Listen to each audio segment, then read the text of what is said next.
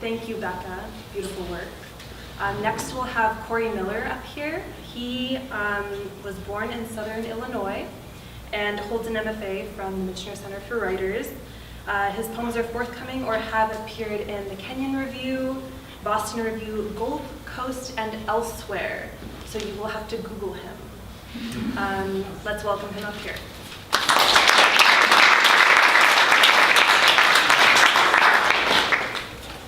Thank you, Olga. I didn't have my phones on me. Thanks Malvern and Joe for setting up this space. Thanks Susan, Maya, and Becca for reading with me. I'll just get to it. This first poem I have is called Etude for Your Downs and Ups. I got kind of obsessed with etudes for a while, which if you don't know just means it's study, but it's like these, Chopin had a lot of them, and they're basically these really difficult pieces that are meant for instruction on piano, but Chopin was the first one who started writing these really difficult pieces for instruction that were also beautiful, and you could actually play them at a concert and no one would like be upset at you. So that's what I've tried to do with, I think that's maybe my ars poetica, is make something that's difficult but also immediately pleasurable. So, Etude for Your Downs and Ups. Sometimes you enter my brain and I anchor your suffering around a theme. But wasn't I done with themes, let alone suffering?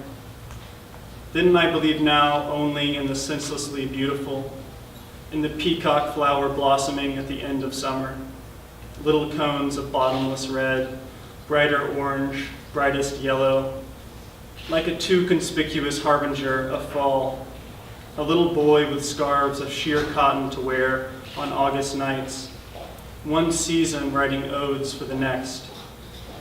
I don't want to think again of how best to say he was bad for your children, or he has 3 weak chins anyway. I want the pure thought undressed with the words pooling around my heels, and your kids filing them into teeth, losing the word golly inside frozen chocolate bars. You want to visit me only when you're under tragedy, wearing retired pet names, and the same serene face I saw once in a Vatican tapestry of Jesus exiting his tomb. The only view of the hell he's seen is up close, in the intense labor of Flemish hands spooling gold around thread, which have even stitched up the flashback of the red wound in his side. You hide here so I can make you laugh without your eyes, hold them safely in my hands, like 2 blue flints that won't stay lit after lighting the hearth of your mouth. But it's another blue I'm dreaming towards, the one the women on Spetses would chalk over their lids. An ultramarine growing black roots in my memory, now that I must add the light to see it by as I go on. Okay. This one's called Sustained Sonnet. I'm a little boy when I look at death, or when I away the doctor, or when I touch the fur of anything. I swim in summer to ne'er in summer. I shed whole seasons when I see this deer dead with his eyes open like a dress, like 2 unheld Brahmanas searching the crowd for 2 held breaths. Look how he's defined by the color orange, which he could never see, which the hunters wear to mock him. If he couldn't see black, they'd wear black, and this wouldn't seem as much a mockery as orange. It might even seem a mourning, a care. So how much can I blame the hunters for this deer? This truck's the size of their dominion. This truck's the Texas size edition. And doesn't his velvet play well the victim? And don't those antlers look now the bone? Look blueprints where a body should be. Look, I've got to be getting home. Okay. This one's called Valentine.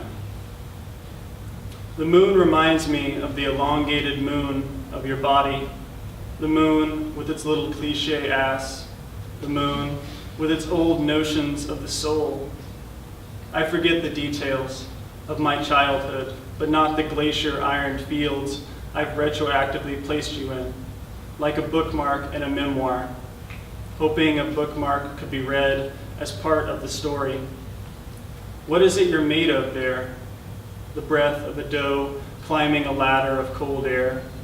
Something close to romantic, but untainted by the unreality of romance. By the rose holding love tight by the thorns, unable to be refreshed even by the modernists. Nor is your image ruined by our modern love of reality. So what is it you're made of here? Something in between. A tale breathed back and forth so often that we're finally telling the same mangled version. Like our trip to the redwoods, where the sun grows steeply up from the ground, as if some Consigu god had stitched the broken pot of the forest with gold. Okay, this is my last one. Thanks, guys. Willow Lake Mine. Because I am so fragile, a beard would break me. It was an easy promise to keep, to never work the mines like my father.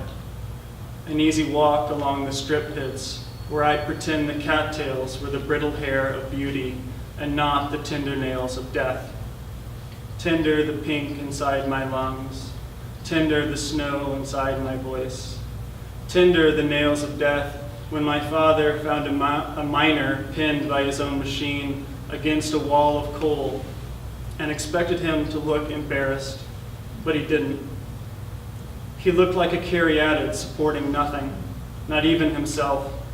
And then they buried him in a suit instead of his obsidian-kissed coveralls, as though he died at a business meeting or been killed by one, which he had. And then they shut the whole mine down for good.